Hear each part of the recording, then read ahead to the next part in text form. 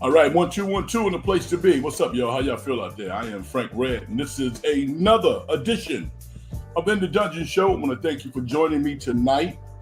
I'm excited about doing this particular show. We have so much to talk about it. This is actually my second show of the day. I was on with a good friend of mine, the Mega Larry Kruger show, breaking down the 49ers post-game show. Crew show, actually. We were talking about the 49ers. But tonight, we're going to open it up a little bit. We're going to still talk about the 49ers who have gotten off to a 3-0 start for the first time since 2021, a year in which they actually went to the Super Bowl and lost to the Kansas City Chiefs. So, this team is showing a lot of grit, a lot of fight, and the ability to deal with adversity in ways that we haven't seen over the past couple of years. They lose their franchise quarterback in Brock Purdy. No problem. They go to their solid backup, one of the top backups in the NFL. I think Mac Jones is a fringe starter. I think he will start again for another NFL team. But right now, he's the man for the 49ers until Brock Purdy comes back. And he wasn't quite as good as he was last week, but he was, I thought, above average today. Made the throws when he needed to. He did have a pick that was costly, but Kyle Shanahan even came out and said that wasn't solely on Mac Jones. He probably called a bad play. So I tip my hat off to Mac Jones. I'm not surprised because I watch a lot of college football, and I watched him at Alabama. And he was solid. And that led to him becoming the first-round pick of the New England Patriots. That didn't work out so well. After going to the playoffs, not the playoffs, but after having a good first year, things started to go downhill from that point. And now he's trying to resurrect his career like so many other quarterbacks have, wearing a San Francisco 49er uniform. So we're going to talk about the 49ers. I contend that all really good teams have two head coaches. There's a head coach of the offense, and there's a head coach of the defense. What it does is it alleviates distractions, all of the pressure that you innately feel as a head coach to cover everything. You shouldn't have to cover everything. Just do your job. Think about that. You know, I can go back to 1985. Mike Ditka was the head coach of the Chicago Bears. He wasn't an offensive coordinator. He wasn't a defensive coordinator. He was the head coach of the team. Buddy Ryan, who he did not hire, was the head coach of the defense. And I think the way the 49ers are constituted right now, things are looking up. Are they good enough to make it to the Super Bowl or go deep into the playoffs? I don't know. I mean, this is 3 games. But if you're a 49er fan, and we got a lot of 49er fans listening to the program, I'm a 49er supporter, is what I am. I was equally passionate about a team that I covered for over a decade, the Oakland Raiders. They're no longer here. So my allegiance at this point has shifted to the 49ers. And that's easy for me because some of my favorite players of all time have worn the red and gold. Ronnie Lott being my favorite player as a young kid coming up. So, we want to talk about the San Francisco 49ers. We can do so. They take on the Jacksonville Jaguars at Levi, another home game next Sunday. You don't want to get too far ahead, but I think the prospects of them going 4-0 looks pretty good, and certainly is not out of the realm of possibility. We want to talk about the NFL. I love the NFL. I don't want to get too hyped up or lean into hyperbole, but today was an awesome day for football because a lot of the players that I really like and coaches that I really like were shining. Jim Harbaugh. Big Jim Harbaugh guy. I've talked about that ad nauseum. I'm a big Mike Tomlin guy. Love the Steelers. I love everything that the Steelers stand for. I respect the hell out of Aaron Rodgers. I don't know if he's somebody who I would want to drive across country with. Maybe I would. I don't even know Aaron Rodgers. You know, his persona is maybe not what it really is. He comes off as being somebody who's self-absorbed. We don't really know that. I don't know Aaron Rodgers. What I did know, though, was at 41 years old, somebody who is as into his body and his training, as disciplined as he is. He might be 41, but he's really like 35. He might decide to hang it up this year, but this guy has, I believe, another 3 solid years of professional football if he wants to play. He didn't play in the preseason. Pittsburgh has handled this thing flawlessly thus far. You know, obviously no one's happy or excited to see a major talent like Joe Burrow get hurt. That's unfortunate because I can't see Cincinnati making the playoffs without Joe Burrow. But it helps Pittsburgh. It really does. And Pittsburgh is not only going to make the playoffs, I predict win a playoff game, but they have as good a chance as anybody in the AFC to make it to the Super Bowl. After 3 games, I can say that. Will they do it? We don't know. We don't know. But I like how they play. The defense was kind of spotty over the first couple of weeks. They played better, but offensively, they're going to be able to do things that they have not been able to do since Big Ben was wearing that uniform.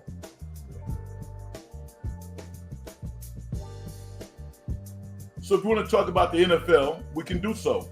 I'm also a big fan of Jalen Hurts. Not so much the coach, Nick Sirianni, his name is? Okay. But, I mean, give it up to him. The guy's a winner.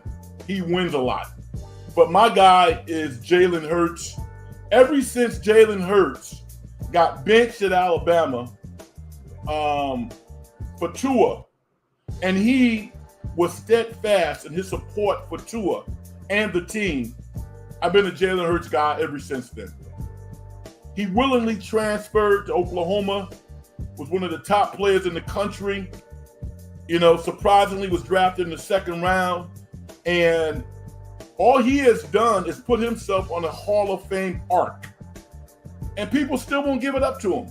He might not be aesthetically the best quarterback to watch when you consider all of the talent that's in the league, but I tell you what, when the money is on the line, Jalen Hurts is as good as any quarterback in the NFL. And that's what really matters. It's really about winning. It's not about how pretty your balls are. You know, he makes plays when he has to make plays. I respect the hell out of that guy. So we can talk about the NFL, talk about your team. The WNBA is in full effect. Unfortunately, the Valkaries season came to an end. But let's have a silent clap for the Valkaries. Veronica Burton, most improved player. Natalie Nakase, coach of the year. All of that young talent. The most talented player in the organization is their rookie who didn't even play this year. The best crowd in the WNBA. You're talking about home runs. You're talking about Ken Griffey Jr. That's the type of season that they've had. I feel sorry that everybody's not going to be a part of the party next year. But I love everything about the Valkyries' experience this year. And I'm not ready to give it up. The Indiana Fever is doing something that no one thought that they could do, which is prosper without Caitlin Clark, Sophie Cunningham. They're winning. They upset the Aces today. Beat them down. 89-73. Thrashed them. The Minnesota Lynx got over on Phoenix. Both take a 1-0 lead in the best of 5. So yeah, if you want to talk some WNBA, we can get into that as well. We got some NBA news. the Jonathan Kuminga saga is finally going to come to an end either this week or next week. Why? Because camps are going to start. I got some feelings about that too, because I listen to sports talk radio, and I'm convinced that, some of the commercial stations, when you're on every day, you got relationships with organizations, they're leaking information. Sometimes these hosts who make their living being connected to these organizations are pro-organization. It's just how it is. They're not bad people. They do great jobs, but rarely does the player's voice get heard in totality. Rarely. So I want to talk about that. I also got an opportunity to watch the new Ye, former Kanye West. He goes by Ye now. He has a documentary out. It's called In Whose Name? And I really enjoyed it for a lot of different reasons. And I'm sure you'll get an opportunity to watch it in a theater, or at home pretty soon. But rarely do you get an opportunity to watch the crash out in real time. Most of the time, you learn about it after the fact. But the fact that he was willing to put it all out there, I give him credit for that, because most artists at his level would not do that. And he said, yo, bring it on. So we're going to talk about that as well. But first and foremost, I'm going to start with the 49ers. So many praises so many accolades to give out for this team. I've never seen Fred Warner play better than he's playing right now. D. Winters has been a revelation. I don't think anybody saw this coming. We thought maybe he would be able to make some plays, but D. Winters is playing like a Pro Bowl caliber player, and I salute him. Let's get the show started and go out and talk to the great Vicky. Put my glasses on, Vicky, so I can read what you've written. All I have to say about the 49ers game is Eddie. Okay. A kicker has landed. I'm so sick of the JK saga. Get it done already. I recommend a movie called The Senior. Really? Okay. Feel good movie. Thank you. I'm going to check that out. I appreciate you. Andrew the Goat says the Patriots lost that game themselves by beating themselves. The Steelers really didn't do anything to win that game today. Andrew the Goat, I'm not going to go Ryan Clark on you. I'm not going to do that. But I'm going to ask you, did you play football?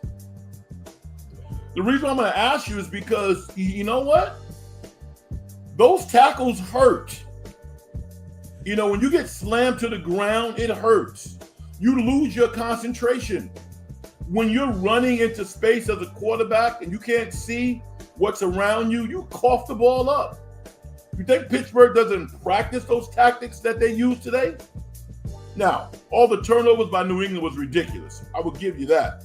But give Pittsburgh some credit. All right? Give them some credit. They have a history of punching the ball out, sacking quarterbacks, and wreaking havoc. And that's what they did. Now, Andrew the Goat, you got a quarterback. You have a quarterback. Drake May is the real deal. He's only going to get better. Vicky says Aaron Rodgers is a jerk. Vicky, I've heard that. Can you expound on that a little bit? Give me some examples so I can be more informed. I mean, you hear that from people on the periphery, but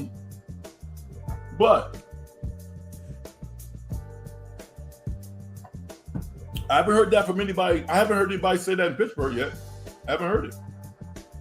So give me some examples. I know people say it all the time.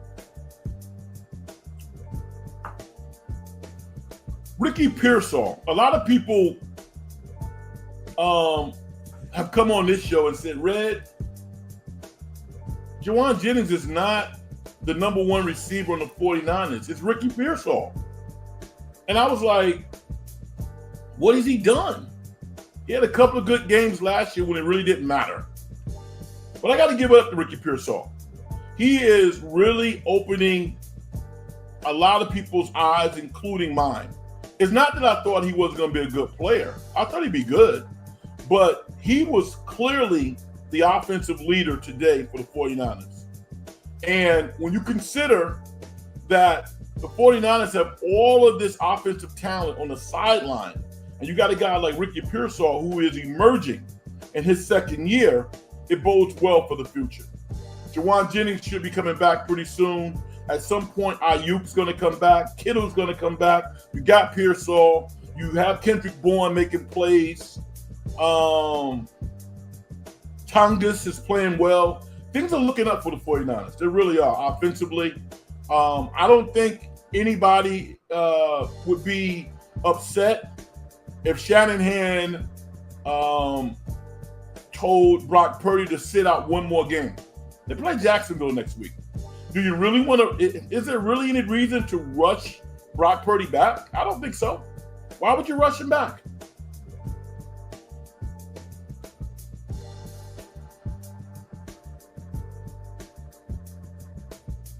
Andrew says, it's his attitude. He's really cocky of a player, Aaron Rodgers is. Listen, I have no problem with cocky players.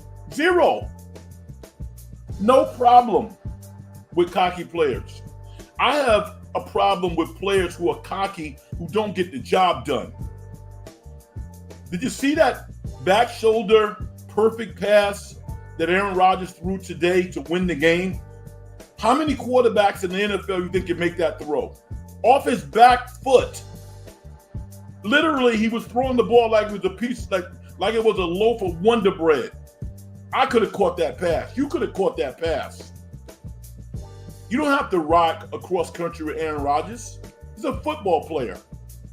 So I have no problem with cocky players. All good players are cocky. Every last one of them. They show it in different ways. But if you're not cocky, and there is a slim difference between being cocky and being confident. You think Stephen Curry's not cocky? He just shows it differently. You know, I mean, what do you think shooting a shot from 27 feet and turning your back on the opposition and looking at the crowd is? That's not cocky? Of course it's cocky, but we love it because it's brilliant at the same time.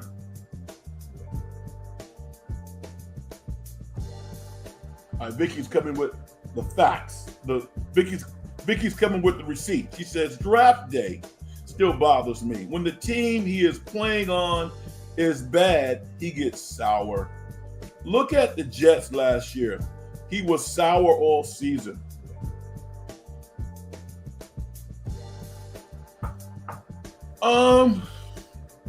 I hear you, Vicky. The Jets are dysfunctional. I didn't like how he embarrassed Robert Saleh. I didn't like that. I thought that was inappropriate. It wasn't necessary. And I didn't like seeing that. At the same time, in the same breath, I think Robert Saleh learned a lot from that experience because no head coach should be giddy about a player. At the professional level, everybody's looking at you to see how you're going to treat these players. Robert Saleh was hopping around like he's at Disneyland or something, praising Aaron Rodgers in front of the other teammates. He kind of set himself up for that. It doesn't mean that Aaron Rodgers should have treated him poorly. I don't think he should have. But I tell you what, the next time Robert Saleh gets a head coaching job, he's going to get another job. He's going to be totally different. He's going to be successful because the man knows how to coach. But his disposition on the Jets, to me, was not quite there. You see Aaron Glenn. Aaron Glenn is totally different. You got to be cocky as a coach to match the arrogance and cockiness of your best players. You have to. Otherwise, they won't respect you. It's sad. It sounds non-intuitive, but it's true. Andrew the Goat says, what kind of credit am I going to give as a Patriots fan to the Steelers defense? Seriously, they didn't do anything today for me to say anything. They made your players cock the ball up. Andrew the Goat? Did the New England Patriots players just open their hands and say, here's the ball? It looked like they did. I don't know if they did or not. Give Pittsburgh credit, all right? They made the plays they needed to, and New England didn't. But like I said before, today's loss sucks. I'm with you. But be encouraged that you have one of the things that most teams don't have. A couple of things you have. You have a defense that plays pretty darn hard. They really play hard. You have a Pro Bowl winning coach, and you got a young Drake May who's going to make multiple Pro Bowls. So if I'm a New England Patriots fan, I'm kicking and stomping my way to the parking lot or to the subway, however you get home. But when I have a nice dinner, I stop off, get some good Boston pizza, some chowder. I'm feeling good about the future. I know it sucks, but you should feel good. Bebop Jones says, go Niners. Absolutely. Vicky says, Frank, Steph is not a jerk. No, he is not a jerk. He is literally one of the best ambassadors of professional sports that we've ever seen. That's what he is. But he is cocky, though. He is cocky. And I love it. I love every bit of it. You think Michael Jordan wasn't cocky? Do you think Jordan's tongue just kind of came out by mistake? No. I remember being on the court with Jordan, looking at him, and he kind of looking at everybody saying, yo, I'm getting ready to do you, son. You know? And he proceeded to dunk on me, and I fouled him. I was like, nah, not with my little brother in the stands. That's not going to happen. Michael Jordan was as cocky as anybody. Kobe Bryant was as cocky as anybody. Stephen Curry is cocky, and I love it. That's why he's great. That's why he's one of the best to ever do it. But he's not a jerk. He's a wonderful teammate. So you can be both. Aaron Rodgers, I don't know how great a teammate he is. I never played with him. But I don't mind his arrogance. I really don't. Andrew says, but the Patriots really need Christian Gonzalez back. Christian Gonzalez, we've been waiting for years. He's clearly one of the more talented D-backs in football. I had a stellar career at Oregon. But, you know, I mean, Andrew, as much as you say that you need Christian Gonzalez back, can you please explain to me how a team in their position could make a decision to let Peppers walk out the door? Jaleel Peppers? And they were still, they're still paying Peppers. And they cut him. How do you cut Jaleel Peppers? Caused a fumble today. It took Pittsburgh about 2 seconds to snatch him up off the scrap heap. I don't understand that. I don't. You got somebody on your team right now that's better than Peppers? I don't think so. So you're talking about bringing Christian Gonzalez back, and you let an 8-year veteran and team leader, Jaleel Peppers, walk out your door. And Peppers was gracious today. He goes, yo, I'm rolling with Pittsburgh right now, but I want to let the fans know that I still miss him. He loved being a New England Patriot.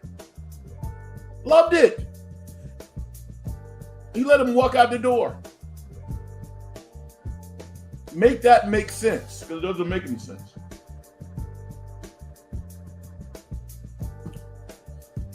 I want to give it up to Caleb Williams. He led the Chicago Bears at home to a beatdown of the Dallas Cowboys, 31-14. And he looked good. He really did. And I remember talking last week about how on a football team, when you stop winning, when things are not going well, people start to notice everything.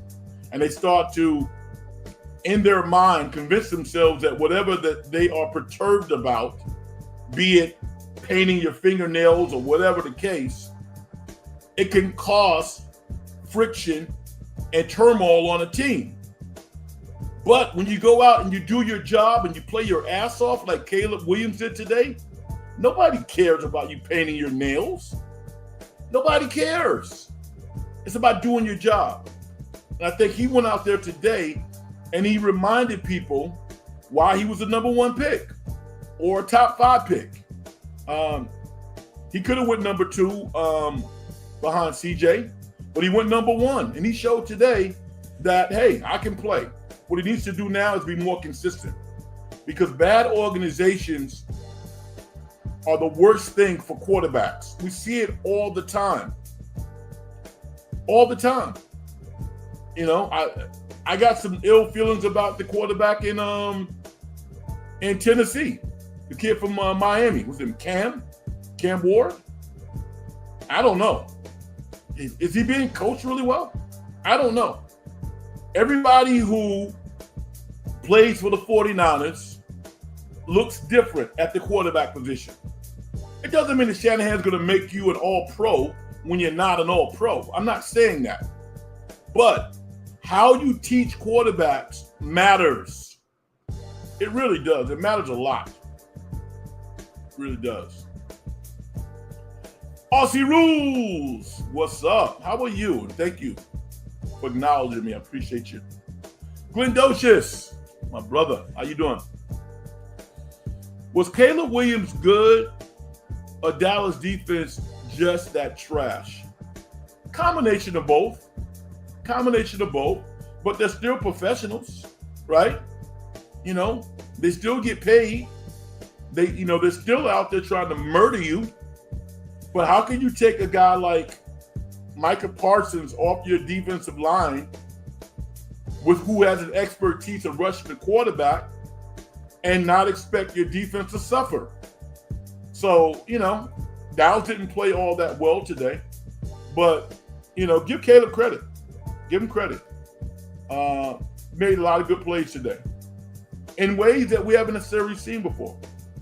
So, does it mean anything to me in terms of having a feeling that this team is going to ascend? I got to see more. I thought Ben Johnson was a little more gracious after the game. The room that he had placed in between himself and his team, I didn't like that. Because let me tell you something. After coaching for 20 years, being a head coach at 4 different high schools, your teams will quit on you fast. Little kids will quit on you. As impressionable as they are, if they don't feel that you're treating them fairly, if they don't think that you're in it with them at any level of sports, team sports, your players will quit on you. And Ben Johnson's never been a head coach before. Never. He's always had Big Dan Campbell behind him to back him up. That's a big deal. So I think he had some missteps in terms of how he was talking about his team to the Chicago press and to the media in general that wasn't right. And I get the sense that maybe either he had some conversation with someone or he was self-reflective and he realizes that That's just not the way to go. It's not. You don't hear Shanahan doing that stuff. He doesn't do it. Take the blame yourself and internally rip your team a new one. But you never, never, ever blame your players for losses publicly. They will quit on you if you ever do that. Austin Rule says Rams will be a challenge October 3rd. No doubt about it. I mean, they have, what is Sean McVay? He's definitely top 5 coach. I don't know where he ranks, but I'll say this. He is as good a coach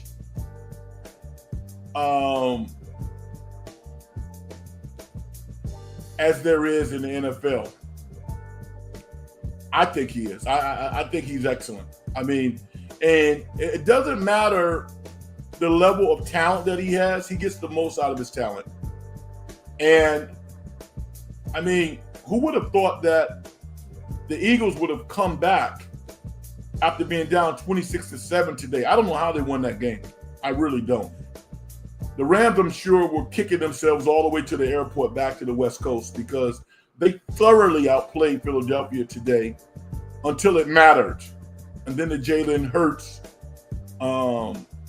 and Brown show happened, and it was over. So Philly showed that they know how to win, but the Rams showed that it doesn't matter who their opponent is, they are going to be formidable every game. And it's going to be interesting to see the Rams playing the 49ers, hopefully at full strength. I think maybe Kittle might be back that game. Kittle was going to miss 4 games. So I think that coincides with that particular matchup. I'm not quite sure, but that is going to be a big game. Is that game in Los Angeles or is it in the Bay? I don't know. Looking forward to that game, though.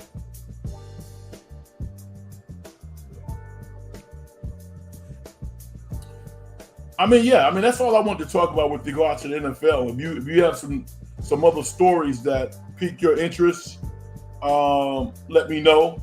I'm not surprised that teams that were good last year are struggling, i.e. Houston. It's a year-to-year proposition in the NFL. The NFL is tough because it's such a physical game. It's all about toughness and physicality and injuries. Teams prepping the whole year to stop you if you have some success. I mean, Jalen Daniels is off to a tough start. He's going to figure it out because he has a good team, he has a good infrastructure around him. But playing in the NFL is tough. We saw Russell Wilson throwing moonballs last week. This week, not so much. It's tough. That's why you really appreciate the teams that are consistent, who win every year. Not a lot of those teams. We got to have more and more respect for a guy like Baker Mayfield, who is really putting together a nice run in Tampa Bay. He really is. He doesn't get enough credit. He really doesn't. But that dude is balling. Okay. The Jonathan Kuminga story. I'm listening to a commercial radio station this week, and they're talking about loyalty. And they're saying, well, Jonathan Kuminga doesn't seem real loyal. He won't give up, he won't sign for the team option. The 2 years and the team has an option for the 3rd year. What's the difference between Jonathan Kuminga being loyal versus the Warriors being loyal to him? I don't understand it. What is the difference? They're going to trade him anyway. If I'm Jonathan Kuminga, I'm not giving up a player option for that 3rd year. I'm not doing that. He shouldn't do it. Can you imagine? Anybody with half a brain knew that the Warriors were going to improve their offer. Can you imagine if Jonathan Kuminga had signed a couple of months ago that 2-year deal for $45 million with a team option for the second year. Can you imagine that? And then Chicago comes along and signs Josh Giddey to a fully guaranteed $100 million contract. And too many voices in the media was saying that he should sign that contract. I was like, no, he should not sign that contract. No way. And guess what happened? The Warriors improved their offer. If the Warriors want, and I don't see any way that they can't get this done, they're going to have to offer Jonathan Kuminga the player option for the third year. They're going to have to do it. And I think they should. And then they'll trade him, which is perfectly fine. If they want to get a good player back within the $25 million, $30 million range, they got to give him the money. I mean, they should tip their hat to Kuminga. His agent is not the buffoon that a lot of people thought he was. You know, I think that's what's going to happen this week. They're going to improve that offer. You know, they're going to say, you know what? Okay, we'll give you the player option. He's going to come in. He's going to be a good soldier. And the Warriors are going to put together a really solid team. They could have made the deal with Sacramento months ago. Months ago. But the worst nightmare is to see Jonathan Kuminga go 80 miles down the road and become a star in Sacramento, who has one of the best fan bases in the NBA, in a great arena. That place would be rocking with Jonathan Kuminga as a member of the Sacramento Kings. Their fan base is legit. Joe Lacob ain't doing that. He's like, I'm not sending you to Sacramento. Supposedly the holdup was an unprotected first-round pick in 30 or 32. Are you kidding me? Who's going to be here in 30 and 32? It's absurd. This is what they feed to the public, though.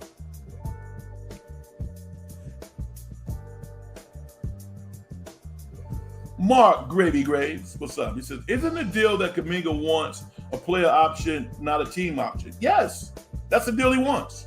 And I think they should give it to him. The deal that the Warriors want is a team option. You know, they want a team option. And I don't think, if I'm the player, I'm not giving that up, because what Kuminga is doing by signing with the Warriors is he is prolonging his free agency. He gets more money, more guaranteed money, but if he plays well, he wants to be able to capitalize off his talent after year 2, because they're going to trade him. It's going to happen. The Warriors have all of these things floating in the air, i.e., suppose Giannis decides that he wants to get out of Milwaukee.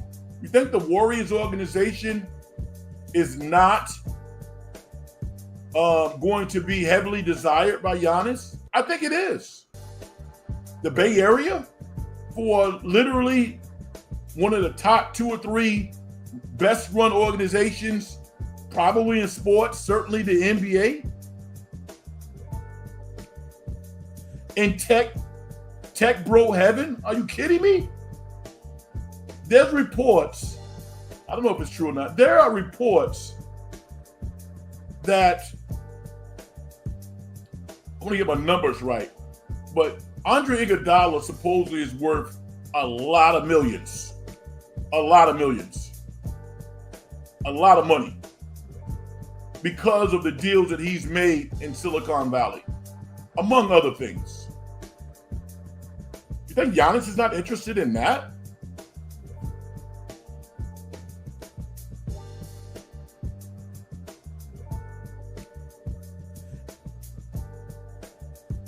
Mark says, the Warriors gave them Richmond. Ain't doing that again. I know.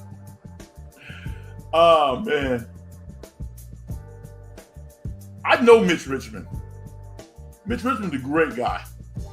And he was crushed. He really was. He was crushed. And I think in retrospect, everybody was crushed. I can't believe that Don Nelson did that. I can't believe it. Mitch is a great guy and had a Hall of Fame career. I'm happy that he sat at the end of the bench on the Lakers and got a ring. But yeah, to break up Run TMC for no apparent reason was one of the worst moves that the Warriors have ever made. No question about that. What are your thoughts on Kuminga's agent? All right. So I had never seen Kuminga's agent before. And, and I have to challenge myself because by all the reports that I had heard, I did not have a real positive viewpoint of Kuminga's agent. I really didn't.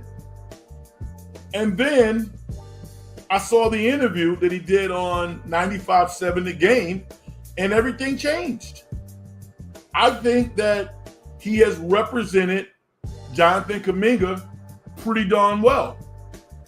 I think he's looked out for his client. Now, do I like all the tactics that he's used? No, I don't.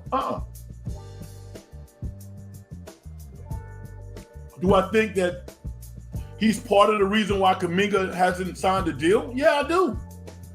Because organizations get things done when they like the representation. They don't like this guy. I don't think they do. But I think everybody listening to the program right now would agree. What if Jonathan Kuminga had signed that 2-year deal that the Warriors had on the table for months? 2-year, $45 million deal, second-year team option. Can you imagine if he had signed that deal and then literally 2 months later, the guy who he's looking at to make sense of what his market value is, Josh Giddey, signs for a guaranteed $100 million? You know how pissed off he would have been at his agent? And the Warriors did what good organizations do. They negotiate hard. They wasn't about to budge off of that 2-year, $45 million deal. They wanted to check the temperature of Jonathan Kuminga and his management staff.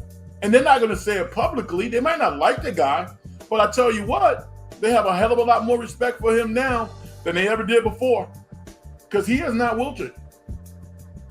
As much as players want to have financial security, the Warriors seemingly need to get that salary slot that Jonathan Kuminga can potentially possess if they want to secure their future in the not even the post-Curry era. If they want to make moves, legitimate moves that can potentially improve the team down the road in the near future, they need a tradable asset. Jonathan Kuminga is that tradable asset.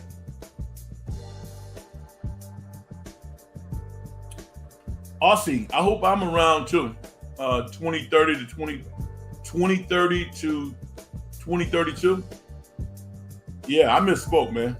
You and I are going to be around. I don't want to work hard all these years, still have some juice left and a little bit of money and not be in a situation where I can enjoy it. That would suck pretty bad.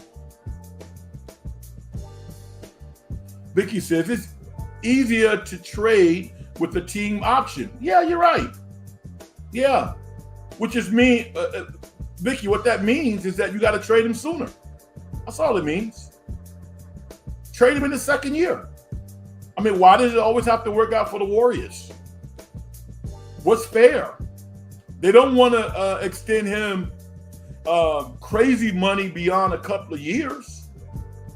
If they trade him, they don't have the salary responsibility to pay that money. So yeah, the Warriors are used to negotiating in a way that benefits them. They are.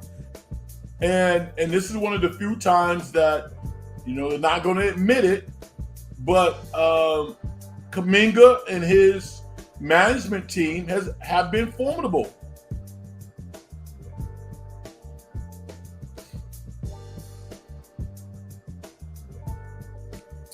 Cal back down to earth. That was one, and we're talking Cal football, Aussie rules. That was one of the most despicable performances that I've seen in a long time. I feel like I've been duped. Now I'm actually going to go to a game. I think I'm going to the Cal Duke game. And I was so excited because I was like, they're going to go down to San Diego and thrash them. They're going to be undefeated. Now, beyond the loss, what's really troubling, and work with me here, Jaren Kiawe Saga Politelli. I think that he's losing his confidence. He threw some horrible picks. You know why he threw some horrible picks? Because his wide receivers can't catch. It was like, the first game was like, oh, golly shucks, yeah, they're not used to how I throw the ball. They'll catch on. These guys can't catch. They can't catch. I don't know what Cal's going to do. Think about this. When Jaren in the offseason is deciding if he wants to come back to Berkeley or not, a lot of folks would assume that it's really about money. Yes and no. Yes and no. He wants to be in a situation where he knows when he throws those laser shots that bangs off people's chests, they're going to catch the ball. And the big boy is going to come after him next year. I'm big on Cal football too. I love going out there. The atmosphere is incredible. And they finally have a really talented player. That was terrible. Enoch Luna. How you doing? How are you? Think Doug would feature Kuminga in the offense? Doug, help me out here. How do you think Doug would feature Kuminga in the offense? I don't know who you're talking about. Draw the blank. Who's Doug? Not Mike Brown, he's in New York. Not Ty Lue, he's in LA. Not JJ Redick. Oh, okay, I'm sorry. Doug. It's hard for me to think of Christie sometimes.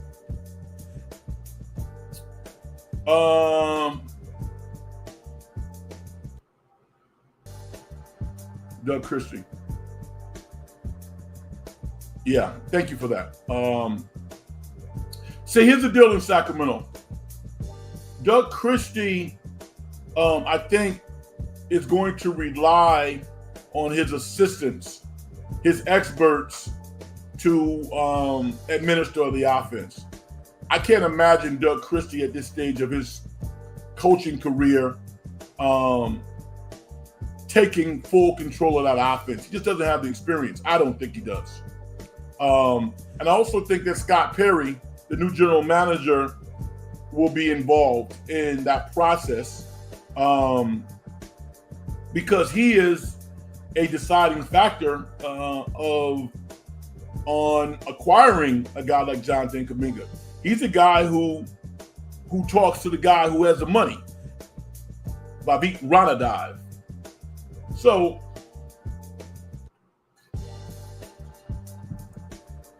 I think what Doug Christie would do is Doug Christie would let Jonathan Kuminga play free. What that looks like, I don't know. But I can't imagine Sacramento having a really, really good offense. I can't. Based off the personnel, they don't have, as it relates to basketball, they don't have the most cerebral players. They just don't. They don't. You know, Sacramento has a lot of players who have a lot of flaws, which makes it really hard to run really good offense. They play hard, they're going to play hard, and they got talent. But they have guys who have deficiencies that make it hard to play offense. So it would be kind of a freak show, to be quite honest with you. It'd be fun. It'd be fun to watch. And then Scott Perry's job is to, over time, get players in there who are cerebral, who have high basketball IQs. I'm going to tell you something right now. Keep your eye on this. If Mike Bibby is a hit at Sac State, like I think he is going to be, it would not surprise me in 3 to 4 years if Mike Bibby isn't a head coach of the Sacramento Kings. Would not surprise me. Mike Bibby's basketball IQ is as high as anybody's. That dude knows basketball. His father, Henry Bibby, is also a basketball savant. Won national championships at UCLA. Remember Mike Bibby winning a national championship at Arizona? The only point guard to win a national championship was at Arizona, who's now the head coach of Sac State, who won 4 or 5 state high school championships in Arizona. This is a test run for Mike Bibby. Mike Bibby's a hell of a basketball mind, and he's tough as hell. He's a winner. So I'm rooting for Doug Christie, but it would not surprise me if Mike Bibby wasn't a head coach within the next 5 years. Would not surprise me at all. Fossey. Evening, Frank. Evening, Fossey. I love that name. Enoch Luna. You make total sense about Bibby. Thank you, Frank. Thanks, Frank. Used to listen to you at night on KHTK during the Weber era. Glad I found you on here. I appreciated you then and I appreciate you now. Thank you so much. I love doing this. And yeah, I pay attention. I do know the game. And yo, listen, support Sac State. That's gonna be a fun ride. They got a new hotshot AD who's raising a bunch of money, building facilities. Bibby's gonna get players. I think Shaq's youngest son played for Mike Bibby. That's gonna be interesting. So I love Sacramento fans. They made me. I love them. And they deserve to have a team that wins and is coached up. The great Vicky says, Bibby reminds me of Kerr. Yeah, he has some Kerr in him. He does. Because, like I said before, this is what I said. I said that a coach should never be in awe of his or her players. Never. Never. You can't coach players who you're going googly eyes over. You can't do it. You can't. Everybody's watching you 24/7. You got to coach your best players. You got to. And here's the interesting thing. When you lack confidence, it's hard to project that stance as a coach. When you lack confidence, when you don't feel totally sure about who you are, about what you should know, it's hard for you to project that. And players know. They know. They know. So that's something that Doug Christie has probably dealt with in the past. I don't know where he is now with regards to how he feels as a head coach. But you got to get in your players' butts sometimes. I don't care who they are. That's why Phil Jackson was so great. Phil Jackson was as arrogant as any player who's ever played in the NBA. Anybody. Phil Jackson is an intellectual, well-read, worldly, won multiple championships. He wasn't in awe of Kobe. He wasn't in awe of Shaq. Nobody. He knew Jordan was his meal ticket, but ultimately he knew he had to coach Michael Jordan. Had to coach him to the best of his ability. Does that mean that he treated everybody the same? No, but Phil Jackson is a coach. Popovich criticizing Tim Duncan in front of everybody. All great coaches. You have to coach your players. Some of that stuff is some stories came out about Rick Carlisle, and some of the challenges that he had coaching Jason Kidd, because Jason Kidd is as smart as any coach that he could ever play for. And they had some battles, and it ultimately culminated in Kidd and the Dallas Mavericks winning the championship. But they had to battle. They had to, because Carlisle had to distinguish himself as the guy. When you think that J. Kidd doesn't know as much about basketball as Rick Carlisle, come on.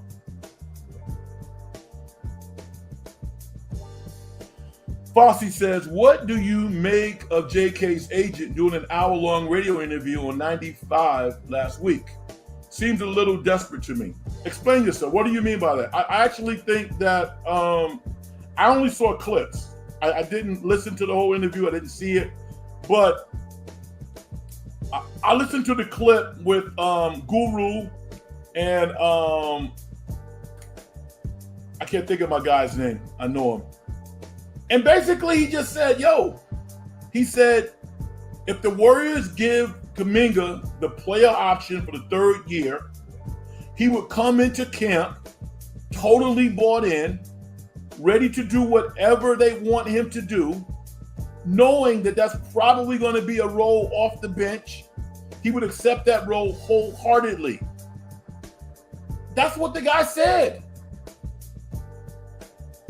Seems reasonable to me. Why would they give up the player option? Why would they do that? They might as well sign the tender. They might as well roll the dice and sign the tender. Now, what that would do is really screw the Warriors up, because they can't move. They have all of these expensive players. No one's going to really trade for Draymond Green. He's great with the Warriors. So, I mean, I didn't hear the whole interview, but I actually came away from some of the things I heard from Kuminga's agent feeling better about his agent. He's representing his client. I keep going back to this. What if Kuminga had signed the initial deal that the Warriors offered, a 2-year, $45 million with a team option for year 2? He would have been kicking himself. And I'm going to tell you, there were countless radio hosts on air, giving you 19 reasons why Kuminga should have taken that deal. I thought it was a bad deal from the inception. I would have been like, I'm not taking that. But there were people out there promoting that deal. And then the Warriors increased the deal. Think about that for a second. And then Josh Giddey, the guy who he's, comparing himself to in some ways, gets a $100 million guaranteed contract. Good thing he held his ground.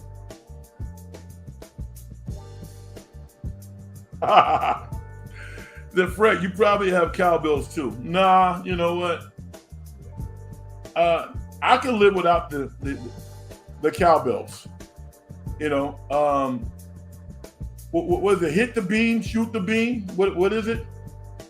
Light the beam. I'll take light the beam over cowbells any day of the week.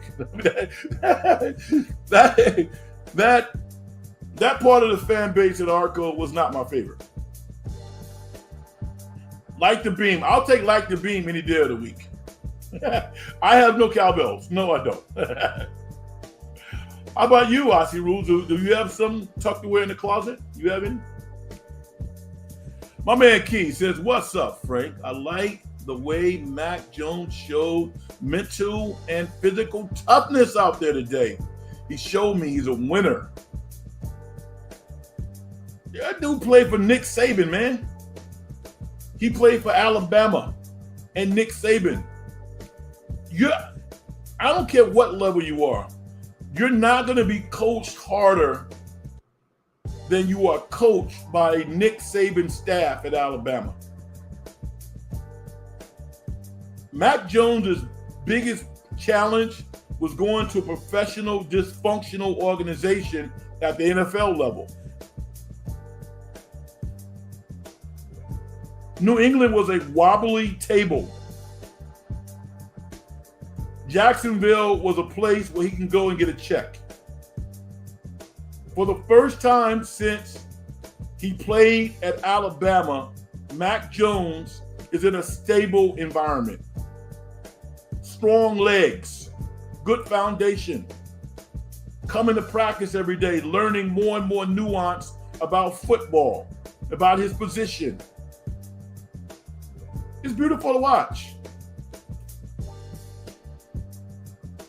I said on Larry's show this afternoon that I don't know where Mac Jones is going to be next year. Maybe he'll stay with the 49ers. But if he leaves the 49ers, I would love to see Bryce Young be the backup for the 49ers next year. Now, some people might not like him because he's just naturally small.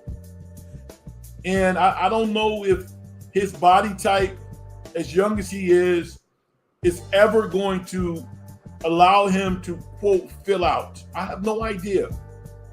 And as much as I like Bryce Young as a quarterback, I think that his size is starting to be a factor. Because he reminds me in some respects of James Blake. Some of you might be too young to know who James Blake is. Some of you know who he is. James Blake was a quarterback who came into the NFL 20 years ago and had a really nice career, had some really good years as a Cincinnati Bengals. They didn't win a lot, but Jeff Blake threw a deep, looping long ball. Could throw the crap out the ball. Bryce Young throws lasers, and because the offensive linemen are so tall, he has problems throwing over defenses and certainly his offensive line. Maybe it's the wrong offense. Maybe he needs to run an offense where he gets to open space and then he throws the ball. But so many balls are batted down. Apparently they think they have a good quarterback coach in Carolina. Maybe he is good, but they don't really protect him. I don't think he's long for Carolina. I just don't. I think he's going to be somewhere else. To what extent his career blossomed, I don't know. But being coached up by Kyle Shanahan is never a bad thing. I'll tell you that right now.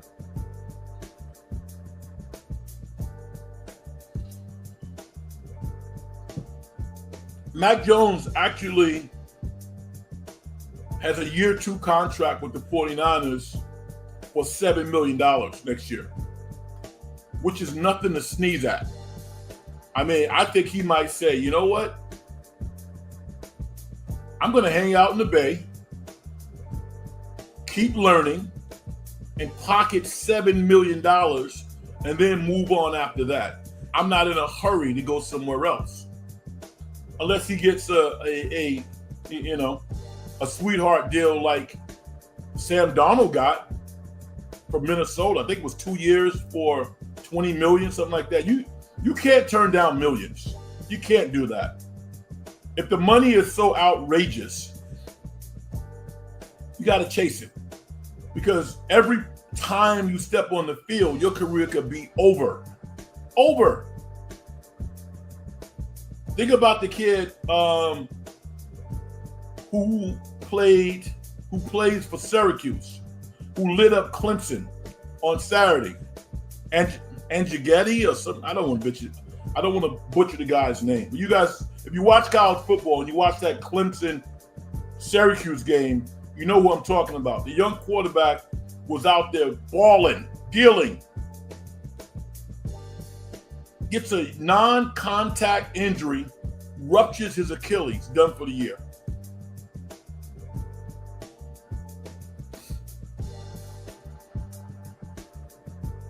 Key says, Colts look good so far. Daniel Jones deserves credit. He is balling out. I never thought Daniel Jones was a bad quarterback. I never thought he was. I never thought he was a bad quarterback. I think he got beat up in New York, and because he's a good human being, kind of quiet, kind of dookie, he took a lot of that stuff. And a lot of it was just blatant dysfunction. Now, I think that his stint in Minnesota last year, again, getting an opportunity to be in an excellent quarterback grooming environment helped him tremendously to rebuild his confidence. He's a talented guy. Talented guy. Is he a great quarterback, an all-time great? No, I don't think so. But he's playing really good football. He's not a bum. So I'm not surprised by that. I'm not surprised at all. I salute him. In the same breath, unless their running back continues to go crazy, I think they'll probably come back down to earth. Can you believe that NBA camp start in 2 weeks? Before we can take a breath about the WNBA season, and it's a great season, it's not even over yet. NBA is about to start. Now, I'm not one of these I told you so type people in the chorus. I'm not one of those people. But this narrative, most of the time you hear this narrative from people who can no longer play or they never played before. And what am I talking about? This idea that one league, the WNBA, was solely on the shoulders of Caitlin Clark. Do you know how ridiculous that statement is?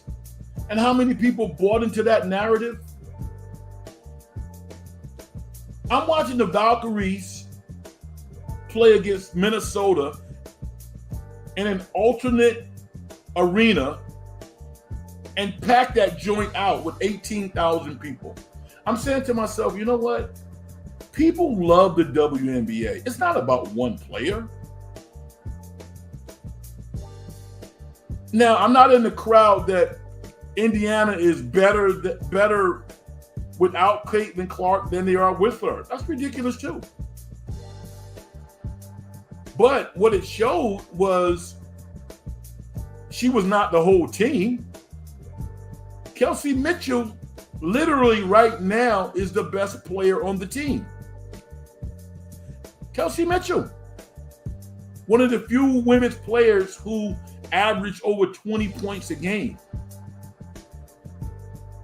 And the only thing they did today was go out to Las Vegas and beat down the Aces.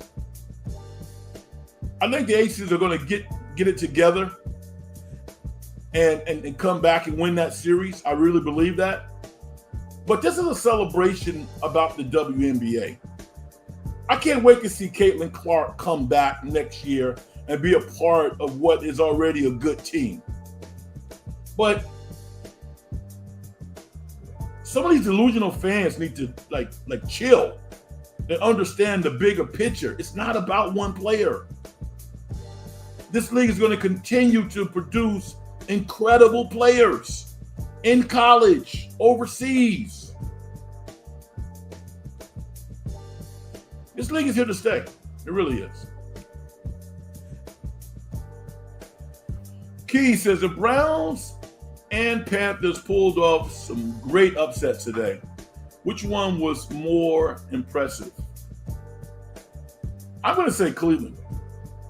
I mean, think about it. I mean, we look at Green Bay as being one of the easy bets for possibly making the Super Bowl. I think Green Bay is a really good team. And Cleveland had to be miraculous. And they were. Carolina, that was a good win, obviously. But their opponent was nowhere near as good as Green Bay. So I think Cleveland's victory was more impressive. I want to see Carolina win again next week. So I give it up to Cleveland. I mean, it's crazy city. I mean, Joe Flacco. I mean, come on. I mean, Joe Flacco has had a very good NFL career. But if you really think that you can develop players, would Joe Flacco be starting? Why is he starting? A Joe Flacco-led Cleveland team is not making the playoffs. It's just not. As good as that defense is, he's not going to lead them to the playoffs. You might as well play Dylan Gabriel and have him crash out, or play Shador and develop him and to see if he can really play. That's probably going to happen at some point. I don't know when. I've watched Dylan Gabriel since he was at Central Florida. He throws a really nice football, but he's small. He's really small. He gets hurt. So I don't have any concerns about Dylan Gabriel's talent. I have a lot of concerns about his size. I do. You know, kind of the same Bryce Young type feelings that I have. And I love Bryce Young, but I don't know. He's really small. Baker Mayfield is not small. He's short. He's thick. Baker Mayfield probably weighs 210 pounds. That dude is a low, compact muscle machine. He's just not tall. And he has an overhand delivery that Bryce doesn't have. Gabriel kind of has an overhand delivery too. Vicky says, did you see the article about the Valkaries head coach taking over for Kerr when he's done? I actually did see it. And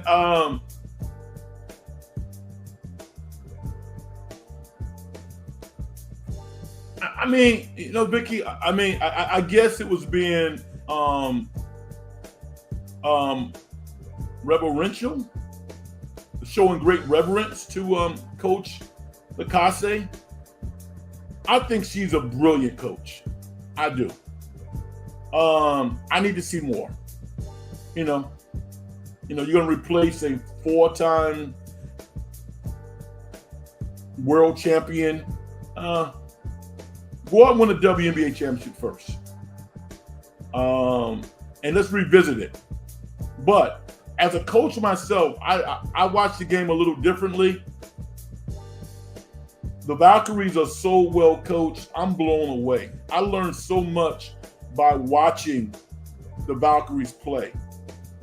And I'm going to tell you what to look for. Now, the season's over now.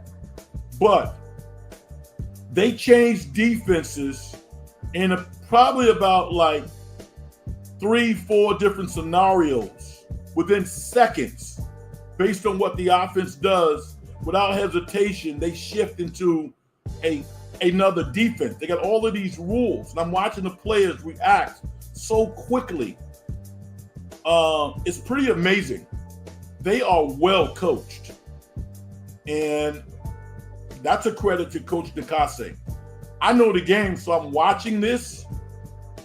Amazing. She is a phenomenal coach. She would definitely be one of the top NBA assistants right now. There's no doubt about that. A head coach has to manage players. You know, that's that big leap. The Becky Hammonds of the world, you know, the Dawn Staley's, the Natalie